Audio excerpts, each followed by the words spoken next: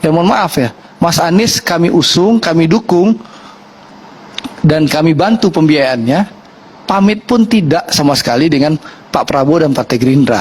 Mohon maaf Bang, ini fakta. Ini fakta bahwa kita sudah dukung, kita sudah usung. Ya, apa namanya, kulunun sama sekali enggak. Ya itu fakta. Tidak ada jasa apapun, gitu loh. Kalau hal yang sudah lunas, jangan diungkit-ungkit lagi, ini macam apa gitu. Dulu kau aku kasih ini, dulu kau aku kasih ini. Lah aku kan kasih tambahan kursi juga buat partaimu. Oke. Gitu. Siapa lagi?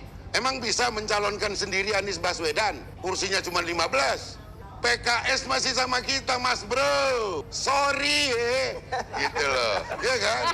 Kata-kata siapa tuh yang dipakai tuh? Jadi jangan cuman omon. Buktikan bahwa yang disampaikan itu benar.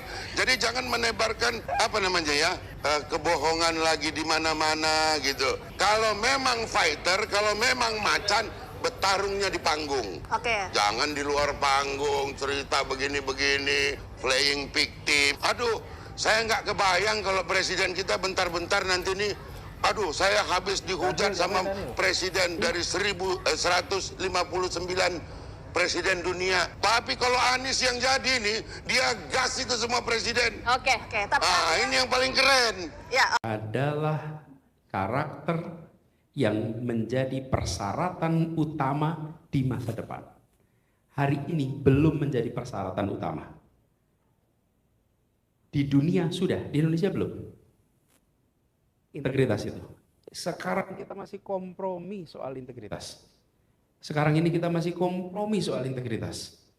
Ibu Bapak sekalian, sebentar lagi tidak bisa kompromi integritas. Saya beri ilustrasi. Digitalisasi akan masuk di semua sektor. Hari ini Bapak Ibu berurusan dengan perbankan dan tidak menjalani kewajiban, nempel nggak datanya di situ? Nempel.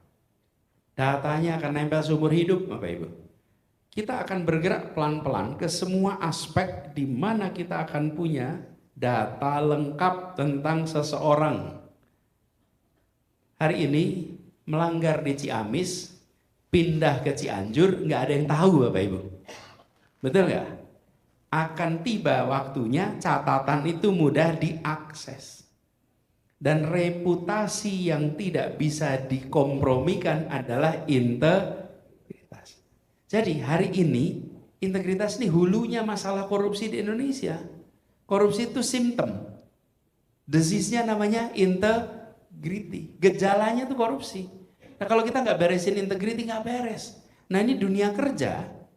Dia kerja bicara karakter. Karakter yang sangat dibutuhkan di dunia kerja besok adalah integritas. Ini Bapak sekalian, kalau boleh saya sampaikan ini seperti apa ya? Praktek-praktek slavery, perbudakan, rasialisme. Itu ada masa di mana itu dianggap normal. Sekarang itu tidak berintegritas itu masih dianggap normal. Besok kalau tidak berintegritas itu nggak normal misalnya. Jadi normalnya besok itu kalau hari ini yang berintegritas itu mungkin menjadi minoritas dan mungkin tergeser, terkalahkan. Besok tidak. Besok itu justru yang akan jadi pegangan itu Bapak Ibu sekalian, hari ini salah satu masalah terbesar bagi perusahaan-perusahaan di Indonesia dalam mencari partner adalah karena soal integritas. Bukunya double Bapak Ibu. Ada 2 buku. Satu buku untuk publik, satu untuk buku internal. Kan nggak boleh double booking gitu misalnya. Nggak boleh. Tapi kita masih ketemu nih 2 buku, satu internal, satu eksternal. Dan tidak laporan keuangan maksudnya.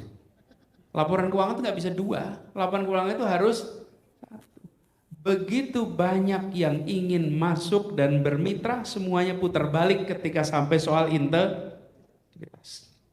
Dan integritas ini, Bapak sekalian, bukan semata-mata, saya sampaikan nih, bukan semata-mata karena mereka orang-orang yang mulia hatinya, bukan.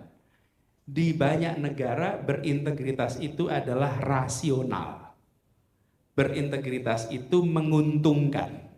Jadi berintegritas itu bukan semata-mata, oh mereka bermoral ya, bukan. Kalau tidak ada sistemnya juga mereka nggak akan lakukan itu.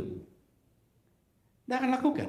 Tadi saya ngobrol sama Sarin di perjalanan, saya cerita, misalnya, ada negara-negara yang karena pasar modalnya itu sudah tumbuh berkembang, maka seluruh perusahaannya, hampir semua perusahaannya bisa beroperasi di pasar modal. Akibat beroperasi pasar modal, laporan keuangannya harus benar. Karena kalau laporan keuangannya tidak benar, stoknya akan turun. Jadi dia bukan semata-mata mulia hatinya, tapi sistemnya memaksa untuk jujur. Dan ini yang saya maksud bahwa dunia berubah ke sana. Jadi anak-anak kita hari ini, kalau Bapak Ibu sampaikan integritas adalah mata uangnya masa depan, sadari, ini bukan soal skill saja, tapi soal karakter. Dan karakter menurut saya yang paling penting masa depan itu. Yang kedua, karakter ke depan itu sekalian, yang sangat mendasar ke depan, kemampuan berpikir kritis, itu karakter juga.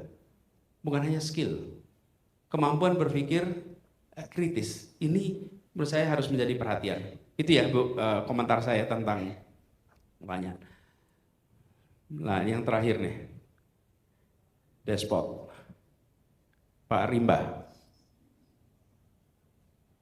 Perguruan tinggi menghadapi, ini satu persoalan tersendiri Pak. Perguruan tinggi menghadapi ketidakadilan, menghadapi ketimpangan. Sudah saatnya barangkali, sudah saatnya di kampus-kampus lebih banyak bicara soal persoalan ketimpangan yang ada di masyarakat, ketidakadilan. Kenapa? Misalnya, ketika kampus-kampus tidak membicarakan ini sebagai tema utama, yang membicarakan adalah, coba perhatikan, tokoh-tokoh agama yang di kampung-kampung, tokoh-tokoh agama yang di berbagai majelis taklim. Ya, mereka lah yang bicarakan ketimpangan, ketidakadilan. Kenapa? Karena akademisinya tidak bicara itu lagi. Dulu akademisi, coba di Bandung sini ada tokoh-tokohnya yang selalu berbicara tentang ketimpangan. Itu kalau ingat buku-buku seperti Sri Tua Arif, Adi Sasono dan generasinya, itu berbicara tentang ketimpangan, bicara tentang ketidakadilan. Hari ini dominasi itu menurun. Justru dilakukan oleh pemimpin-pemimpin agama yang banyak berbicara tentang ketidakadilan. Menurut saya sudah saatnya kampus itu bicara. Nah, apakah iklim hari ini memberikan ruangan untuk itu? Bapak Ibu, ruangan itu harus diperjuangkan, nggak diberikan. Dosen juga belum tentu memberikan ruang kritis pada mahasiswa. Belum tentu, betul nggak Pak? Iya, daripada saya tanya susah-susah, saya batasin waktu bertanyanya, kan bisa Pak. Dosen juga belum tentu mau ditanya kritis, apalagi pemerintah. Jadi ruang untuk kritis itu harus diperjuangkan, harus dibuka, dan tidak boleh dibiarkan bila itu ditutup. Nggak boleh. Jadi harus kritis.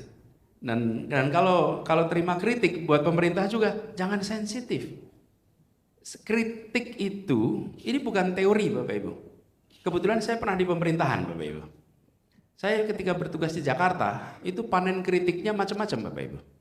Dari yang faktual sampai yang fiksi sampai yang fitnah. Halo teman-teman, berjumpa bersama saya di Politik Dangi.